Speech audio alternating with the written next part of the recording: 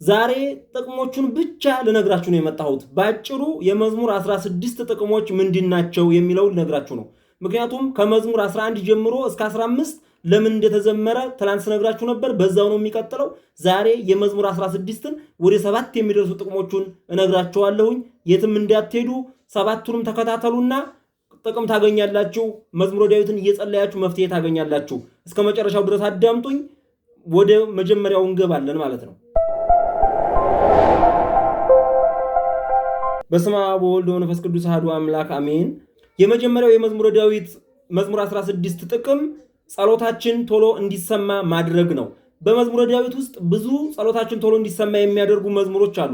ለምሳሌ አንዱን መዝሙር 5ን ባለፈው ቪዲዮ ሰርቼላችኋለሁኝ ታስታውሳላችሁ። ዛሬ ደግሞ መዝሙር 16ን ስናይ ከመዝሙር 5 ጋር የሚገናኛለው። ምክንያቱም አቤቱ ጸሎቴን ስማ፣ አቤቱ ጩኸቴን አድምጥ እያለ ስለሚናገር አሁንም ጸሎታችን ቶሎ እንዲሰማ ከሚያደርጉ የመዝሙረ ዳዊት መዝሙሮች መካከል አንደኛውና ዋነኛው ተደርጎ ይወሰዳል ማለት ነው። ጸሎታችን እንዲሰማ እንዴት ካላችሁኝ እዚሁ ላይ ልንገራችሁ። አጽም እዝነከ ሀቤ ወሰማኒ ቃሌ እያለ ቅዱስ ዳዊት ይናገራል። አቤቱ ጸሎቴን ስማኝ፣ ልመናዬን አድምጥ፣ በከዳተኛ ከንፈር ያልሆነ ጸሎቴን ስማኝ ይላል። በከዳተኛ ከንፈር በውሸቴ አይደለም የምለምንህ፣ በውሸቴ አይደለም፣ ለማስመሰል አይደለም። አንተ ችግሬና ጭንቀቴን ታውቃለህ ብዬ ነው የምለምንህ እና የውስጤን ታውቃለህ። በከዳተኛና በሽንገላ ከንፈር አይደለም የምለምንህ። ስለዚህ አንተ ጸሎቴን ስማኝ፣ በእንዲህ አይነት ሁኜ የምጸልይልህን ጸሎቴን ስማኝ፣ ቃሌን አድምጥ፣ ስለቴንም ስማ እያልን የምንለምንበት ስለሆነ ስለዚህ የመጀመሪያው መዝሙረ ዳዊት መዝሙር 16 ጥቅም ጸሎታችን እንዲሰማ ነው ማለት ነው። አጽም እዝነከ ሀቤ ወሰማኒ ቃሌ፣ አቤቱ ጆሮህን ወደ እኔ አዘንብል ቃሌንም ስማ እያለ ስለሚል ማለት ነው። የመጀመሪያው ይሄ ነው። ሁለተኛው ደግሞ ጥበቃው ዘወትር እንዳይለየን ወይም ጥበቃው ከጠላቶቻችን እጅ እንዲሰውረንና እንዲያድነን ስንል ይህንን የመዝሙረ ዳዊት ክፍል እንጸለያለን ማለት ነው። እንጸለያለን። እንዴት ነው ካላችሁኝ እቀበኒ ከመ ብንተ ዓይን ያል ቅዱስ ዳዊት አቤቱ እንደ ዓይንህ ብሌን አድርገህ ጠብቀኝ፣ እንደ ዓይንህ ብሌን አድርገህ ከጠላት እጅ አድነኝ እያለ ይሄዳል እና ወጸላሎተ ከናፊከ ክድነኒ፣ በክንፍ ረድኤትህ ከልለኝ፣ ሰውረኝ፣ ጋርደኝ፣ ከጠላቶቼ ዘወትር ከሚያደቡብኝ ጠብቀኝ ይላል። እነዚህ እነማን ናቸው ምንድን ናቸው የሚለውን ስናይ ደግሞ ጠላቶቼ መርዘው ወይም በመርዝ አይናቸው እኔን ተመለከቱኝ። ጠላቶቼ በመርዝ አይናቸው ተመለከቱኝ መጀመሪያው ማለት ነው። ከዛስ አንጀታቸውን ቋጠሩብኝ፣ እሱን አንለቀውም፣ እሷን አንለቃትም፣ እናጠፋዋለን ብለው መከሩብኝ ይላል። በትዕቢት ተናገሩብኝ፣ ማን አለብኝ ብለው አጠፋዋለሁ፣ ደግሞ እሱን ማን ነው የሚያስጠለኝ፣ እሱን ከእጄ የሚያድነው ማን እንደሆነ አያለሁ ብለው በትዕቢት ተናገሩብኝ። እንደ አንበሳ አደቡ፣ ሊያጠቁኝ የመግደያና የማጥፊያ መንገድ ዙሪያ እያሉ መፈለጋቸውን ቀጠሉ። እያደቡ ነው እኔን የሚጥሉበት፣ ወይ በነገር ወይ በሆነ ተንኮል ወይ በሆነ ሴራ አድርገው እኔን ጠልፈው ጥለው መጫወቻ ሊያረጉ እንደ አንበሳ እያደቡብኝ ነው። ከነዚህ እንዲሁም ደግሞ ከሀገር ከወገን ከቤተሰብ ለይተው ከሚያሳድዱኝ አያችሁ። ከነዚህ ሁሉ እግዚአብሔር እንዲጠብቀን እንጸልየዋለን። ምን ይላል መሰላችሁ? በስራህ ተነስና ፍረድባቸው ይላል። በስራህ ተነስና ፍረድባቸው። ከዚህ ላይ አብሮ የሚሄድ አለ።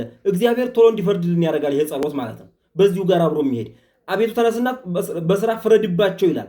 ከፊትህ ፍርድ ይወጣል፣ ከፊትህም ይፈረድልኛል እያለ እምቅድመ ገጽከ ይወጽእ ፍትሐ እያለ ከፊትህ ፍርዴ ይወጣልኛል እያለ ቅዱስ ዳዊት ይናገራል። አያችሁ፣ ለፍርድ እግዚአብሔር እንዲጠብቀንም እንዲፈርድልንም ያደርጋል። ነፍሴን ከጠላት ጦር አድናት ይላል። ከነማን? ከነሳኦል ጦር። እኛ ደግሞ ጠላቶቻችን ማን ናቸው? ጠላታችን ዲያብሎስ ነው። ጠላታችን ሴራ የሚያሰድ ሌላ ማንኛውም አካል ሊሆን ይችላል። ከነዚህ አንተ አድነኝ፣ አንተ ጠብቀኝ እያልን ከክፉ ነገር እንዲሰውረን ጥበቃው ዘውትር እንዳይለየን ከጠላቶቻችን እንዲያወጣንና እግዚአብሔር ፍርዱን እንዲያፈጥንልን እንለምናለን ማለት ነው። ስለዚህ ሁለተኛው ይሄ ነው። ሶስተኛ ንጽህናችንን ሰው እንዲረዳን ነው። ንጽህናችንን እግዚአብሔርም እንዲረዳን። እግዚአብሔር የኛ ንጽህና ያውቀዋል አይደል? ያውቀዋል። ግን እኛ የበኩላችንን ማድረግ አለብን። እኛ አሁን ጸሎት የምናደርገው እኮ የበኩላችንን ለማድረግ ነው እንጂ እሱ እኮ ይጠብቀናል። ጸሎት ባናረግ ግን የበኩላችንን ስለማንወጣ የሚመጣው ነገር አያልፈንም። ራሳችንን የበኩላችንን ስናደርግ ነው እግዚአብሔር እኛን ጥበቃ የሚያደርገው። አንድ ሰው ሲጸልይ እግዚአብሔር ደግሞ ያን መጸለዩን አስቦ ይጠብቀዋል። ጸሎቱ እንኳን ባይሰማ መጸለዩን አስቦ ይጠብቀዋል። አያችሁ እና የበኩላችን ድርሻ ስላለን ነውና አፋችን ንጽህናችንን ሰው እንዲረዳን እናደርጋለን። በዚህ ማለት ነው አመከርከኒ ወይ ተረክበ አመፃ በላይሌ ይላል ቅዱስ ዳዊት። ፈተንከኝ፣ መረመርከኝ፣ አየኸኝ፣ ግን በውስጤ ምን አልተገኘብኝም? አመፅ አልተገኘብኝም ይላል። አመፅ አልተገኘብኝም። እንግዲህ ያለ ስራችን ያለ ክፋታችን ምንም በማናውቀው ጉዳይ አሁን ብዙ ሰው በማያውቀው ጉዳይ በሐሰት ተመስክሮበት ንጹሕ ሆኖ ሳለ ያለ ስራው በምርኮ በፈተና በስራት በስቃይ ውስጥ አለ ያለ ምንም ስራ ማለት ነው። ቅዱስ ዳዊት ጸሎቱ አንዱ ከዚህ መጠበቅ ነው።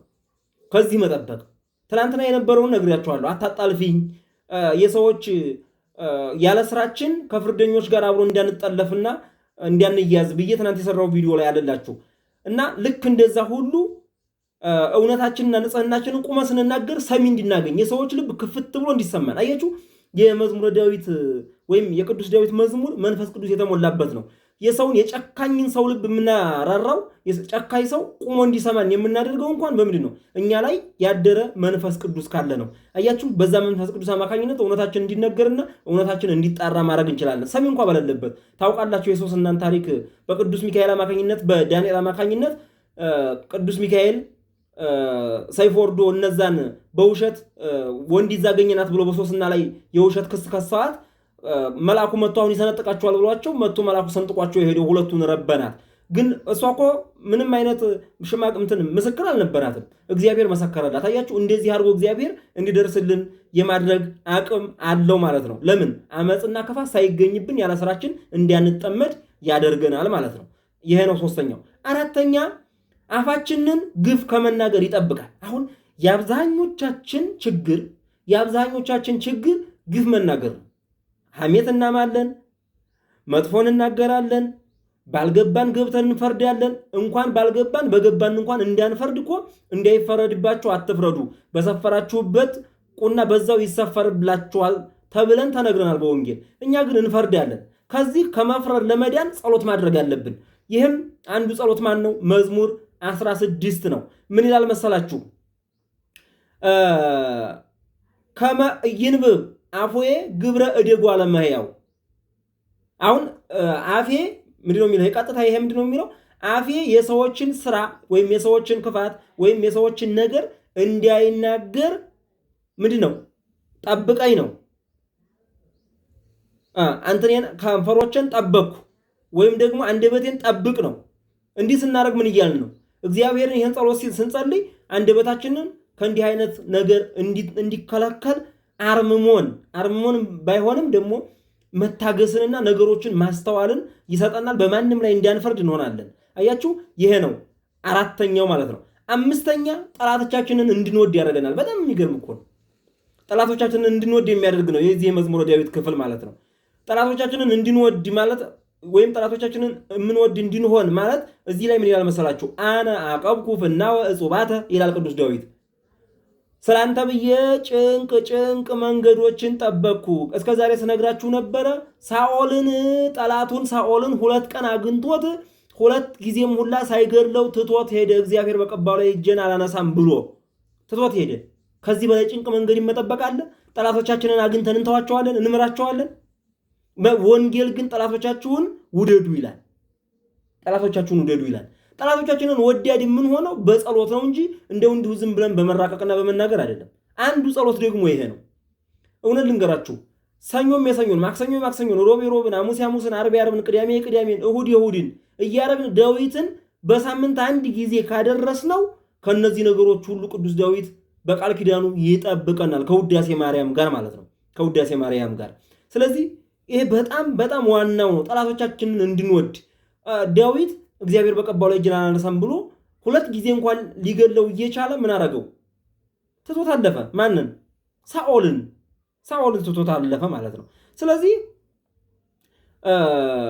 አንደኛው ይሄ ነው፣ ጠላቶቻችንን እንድንወድ ያደርጋል። ጭንቅ መንገድ መጠበቅ ማለት ጠላቱን በእጁ አግኝቶ ማለፍ ስለሆነ 5ኛው ይሄ ነው። 6ኛ መንገዳችን በፊቱ እንዲሆን ወይም መንገዳችን በፊቱ የቀና እንዲሆን። ምን አይነት መንገዳችን? የሃይማኖት መንገዳችን በእግዚአብሔር ፊት የቀና እንዲሆን መንገዳችን በእግዚአብሔር ፊት የቀና እንዲሆን ምን ማለት ነው? አጽንዖን ለመካይድየ ውስተ ፍኖተከ ይላል። አጽንዖን ለመካይድየ ውስተ ፍኖተከ፣ በአንተ መንገድ የሚሄደውን መንገዴን በአንተ መንገድ የሚሄደውን አካሄድ ምን አድርግልኝ? አጽናልኝ። አሁን እኛ ሁላችን ኦርቶዶክሳውያንን፣ ሁላችን ክርስቲያኖች ነን። ሁላችን እግዚአብሔርን የምንለምን የምንጠይቅ የምናምንን፣ ሌላው እንኳ ቢቀር እግዚአብሔርን የምናምንን ሁላችንም ኦርቶዶክሳውያን ማለት ነው። ስለዚህ ይሄ መንገዳችን እንዳይቋረጥ፣ ይሄ መንገዳችን እንዲቀጥል፣ ወደ እግዚአብሔር በትክክልም መግባት እንድንችል ማለትም ምን ማለት ነው? ወደ እግዚአብሔር መንግስት የያዝነው መንገድ መንግስተ ሰማያትን የሚያስወርስ መንገድ ነው። ይሄ የሚያጠያይቅ ጉዳይ አይደለም። ያለንበት እምነት መንግስተ ሰማያትን የሚያስወርስ እምነት ነው። ችግሩ ግን እኛ ስነ ምግባራችን መንግስተ ሰማያትን እንዲያንወርስ ይከለክለን ይሆን ወይ፣ ለክርስትና የሚመጥን ስነ ምግባር አለን ወይ የሚለው ነው እንጂ ስለ መንገዱ ችግር የለም። አካሄዳችን እንዳይበላሽ ብቻ ነው መጠንቀቅና መጨነቅ ያለብን። እና ምን ይላል? መንገዴን በፊትህ አጽና ይላል። አጽንዖን ለመካይድየ ውስተ ፍኖተከ፣ መንገዴን አካሄዴን ወይም በመንገድህ ላይ አጽና፣ መንገዶችን አጽና። መንገዶችን በዚህ በሃይማኖቴ ምግባርና ትሩፋት ኑሮኝ እምነቱ ኑሮኝ ሃይማኖቴን እንዲጠብቅ አንተ እርዳኝ እያለ ቅዱስ ዳዊት እግዚአብሔርን ይለምናል። የሃይማኖትን መንገድ እንዲያስተምረውም ዘወትር ይጠይቃል ማለት ነው። አያችሁ፣ ይህን መዝሙረ ዳዊት በመጸለያችን እንግዲህ እንደ ማጠቃለያ እግዚአብሔር ቶሎ እንዲሰማን፣ ጸሎታችንን እንዲሰማን፣ ጥበቃው ዘወትር እንዳይለየን፣ ከጠላቶቻችን እጅ እንዲያድነን፣ እግዚአብሔር ቶሎ እንዲፈርድልን፣ ንጽህናችንን በሰው ዘንድ እንዲታወቅልን፣ አፋችንን ግፍ ከመናገር እንዲጠብቅልን፣ ጠላቶቻችንን እንድንወድ፣ መንገዳችን በፊቱ የቀና እንዲሆን ለዚህ ሁሉ መዝሙረ ዳዊትን መጸለይ፣ በተለይ ይሄ መዝሙረ ዳዊት ክፍል መጸለይ በጣም አስፈላጊ ነው። ቀድሜ እንደተናገርኩት 14 ጊዜ 12 ጊዜ የሚባል 7 ጊዜ የሚባል ነገር የለም። በሳምንት አንድ ጊዜ ጸልዩት። በንጹህ ልቡና በቅን ሕሊና ሆናችሁ ጸልዩት። ቅዱስ ዳዊት ይደርስላችኋል። ይሄ ሌላ ምናምን ጥንቆላ ሟርት ምናምን አይደለም። ይሄ የእግዚአብሔር ቃል፣ የአባቶቻችን አካሄድ፣ የአባቶቻችን ጥበብ ነው። ስለዚህ እንጠቀምበት። ይሄን ለማለት ወዳለው አምላከ ቅዱስ ዳዊት ሁላችንንም እነዚህ የተጠቀሱት በሙሉ ክፉዎቹ እንዳይደርሱብን፣ መልካሞቹ ደግሞ እንዲደርሱልን እግዚአብሔር ከነዚህ ሁሉ በጥበቃ ከጠቀስናቸው ደርሶ እንዲጠብቀን እንዲረዳን በቸርነቱ አምላከ ቅዱስ ዳዊት ይርዳን። ወስብሐት ለእግዚአብሔር ወለወላዲቱ ድንግል ወለመስቀሉ ክቡር አሜን። ይቆየን።